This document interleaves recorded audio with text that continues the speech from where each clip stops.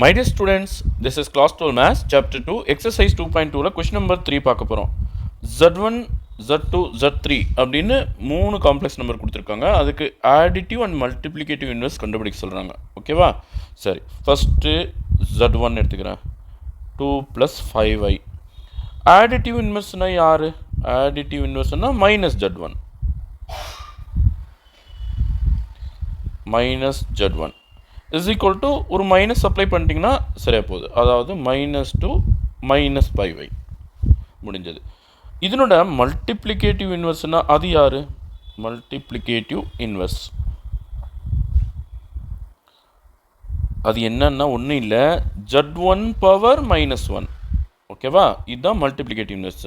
So இதை ஒன்று control எடுத்தோம்னா இது பவர் வந்து பாசிட்டிவ் ஆகிடும். Z பவர் 1 நம்ம ஜட்னே எழுதலாம். ஓகேவா? ஸோ 1 by இங்கே Z1 யார் பாருங்க, Z1 யார்? 2 plus 5y. எப்போவுமே காம்ப்ளெக்ஸ் நம்பர் டினாமினேட்டரில் வரக்கூடாது, அதனால் காஞ்சுகேட் போடுறோம். ஓகேவா? அப்போது மேலே என்ன வரும்? 2 minus 5y அப்படி வரும். 1ஆல் மல்டிப்ளை பண்ணி 2 minus 5y வந்துடும். இப்படி வந்ததுன்னா a plus b a minus b ஃபார்மேட்டில் வந்ததுன்னா கண்ணை மூடின்னு இந்த ரெண்டு நம்பருக்கு ஸ்கொயர் பண்ணி ஆட் பண்ணிக்கோங்க. 2 square 5 square. இந்த நம்பர்ஸ் என்ன பார்க்குறீங்களோ ஸ்கொயர் பண்ணி ஆட் பண்ணிக்கோங்க. ஓகேவா? தென் எனக்கு multiplicative inverse Z1 power minus 1 என்ன கிடைக்குதுன்னா 2 minus 5y. 2 ஸ்கொயர் வந்து 4, 5 ஸ்கொயர் வந்து 25. ரெண்டையும் ஆட் பண்ணால் 25 + 4 29. ஸோ இதைத்தான் அவங்க ஆன்சரில் எப்படி கொடுத்துருக்காங்கன்னா 1/29 செப்பரேட்டாக வச்சுட்டு 2 minus 5y ப்ராக்கெட்டில் கொடுத்துருக்காங்க. ரெண்டுமே ஒரே ஆன்சர் தான். ஓகேவா? சரி, அடுத்து Z2 போகலாம். Z2 யார்?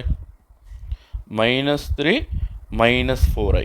அப்போது additive inverse of Z2, இதனோட additive inverse ஃபஸ்ட்டு கண்டுபிடிச்சிடலாமா? அதாவது -Z2 அப்போது ஒரு மைனஸ் முன்னாடி வைக்கிறேன். அப்போ என்ன ஆகும்? சிம்பிள் சேஞ்ச் ஆகிடும். 3 + 4i இதுதான் additive inverse. இப்போ மல்டிப்ளிகேட்டிவ் இன்வெர்ஸ் கண்டுபிடிக்க போகலாமா? Multiplicative inverse of Z2. So அது என்ன? Equal to Z2 power minus 1. அது எப்படி எழுதுவோம்? 1/Z2 அப்படின்னு எழுதுவோம். அதாவது பவர் வந்து பாசிட்டிவ் ஆயிடும். அப்போ 1/Z2 யார்? -3 -4i. இதனுடைய காஞ்சுகேட். இங்கே பாருங்கள், ரியல் பார்ட்டுக்கு சிம்பிள் மாற்றக்கூடாது. காஞ்சுகேட்டுனா ரியல் பார்ட்டு அப்படி தான் வரும். இந்த மைனஸை தான் நம்ம ப்ளஸ் ஆக்குறோம். இதுதான் காஞ்சுகேட். புரியுதா? ஓகேவா? -3 + 4i. இப்போது 1 into anything அது அப்படி தான் வரும். -3 + 4i.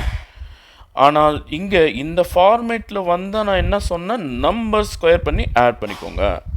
ஓகேவா? தென் -3 + 4i அப்படியே 3 ஸ்கொயர் 9, 4 ஸ்கொயர் 16 ரெண்டையும் ஆட் பண்ணால் 25. இதைத்தான் அவங்க ஆன்சரில் 1/25 செப்பரேட்டாக வச்சு -3 + 4iன்னு கொடுத்துருக்காங்க. ஸோ இதுதான் Z2வோட மல்டிப்ளிகேட்டிவ் இன்வெர்ஸ். ஓகேவா? சரி, இப்போ நான் Z3க்கு போயிடுவா. Z3 என்னப்பா? Z3 is equal to 1 + i. இதனோட additive inverse ஃபர்ஸ்ட். additive inverseனா இதுக்கு ஒரு மைனஸ் அப்ளை பண்ணுவோம். -Z3 equal to minus of 1 + i. அப்போ என்ன வரும்?